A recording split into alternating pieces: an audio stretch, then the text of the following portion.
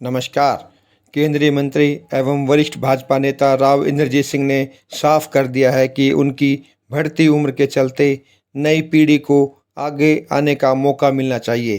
केंद्रीय मंत्री राव इंद्रजीत सिंह नारनौल के गांव भूंगरका में आयोजित एक निजी कार्यक्रम में पहुंचे थे। यहां उन्होंने अपने चिर परिचित अंदाज में अपना संबोधन दिया। उन्होंने कहा कि जनता से मिली हुई ताकत का उन्होंने कभी निजी हित में इस्तेमाल नहीं किया। विकास की मांगों को मजबूती के साथ हर मंचों पर रखा है। उन्हीं के आदर्शों पर उनकी बेटी आरती राव अब चल रही है। उन्होंने यह भी कहा कि उन्होंने कभी भी अपने स्वाभिमान के साथ समझौता नहीं किया। यदि वो ऐसा करते तो आज वे भी कैबिनेट में मंत्री होते। आइए आपको सुनाते हैं केंद्रीय मंत्री राव इंद्रजीत सिंह ने इस मौके पर क्या कहा। आप हमारे चैनल को लाइक व सब्सक्राइब अवश्य करें तथा वीडियो को अधिक से अधिक शेयर करें। धन्यवाद। पब्लिक ने मेरे को पिछले 45 साल के अंदर सराहा है और मैंने भी अपनी तरफ से ये प्रण लिया है कि जो भी ताकत मेरे को पब्लिक के मार्फत से मिली है उस ताकत को मैं अपने निजी स्वार्थ के लिए इस्तेमाल नहीं करूंगा। और यही सीख मैंने अपनी बेटी को भी दी है।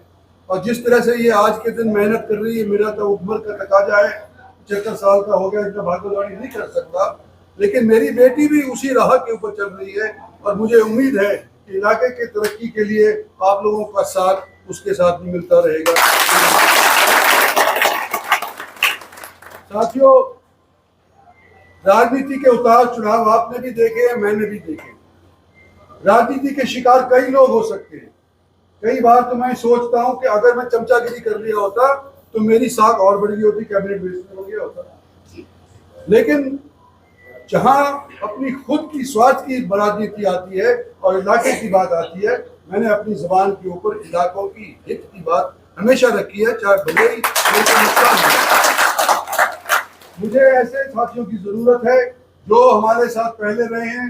उस टीम के अंदर इसको एक और जोड़ देते हैं, राजेंद्र को, इसके साथियों को। आने वाले समय के अंदर नई पीढ़ी के ऊपर जब ये टोपी रखी जाएगी, आने वाले समय के अंदर हमारा तो सुनो वर्चस्व रहा, लेकिन उम्र खत्म होने लग रही है। तो मैंने चाहा है कि जहां पर भी कोई एमएलए का दावा कर रहा है, एमएलए बनवाया है या पार्टी ने उसको टिकट दी है, तो मैंने कोशिश करी है अपनी तरफ से कि नई पीढ़ी को आने वाले समय के अंदर मौका देना चाहिए। राव इंद्रजीत सिंह जिंदाबाद, इंद्रजीत सिंह जिंदाबाद। और उन लोगों को जिनको पार्टी ने टिकट दी है हमारी ने, आप लोगों ने सभी ने मिलकर उनको जिताया है, आपका मैं शुक्रिया अदा करता हूं। धन्यवाद।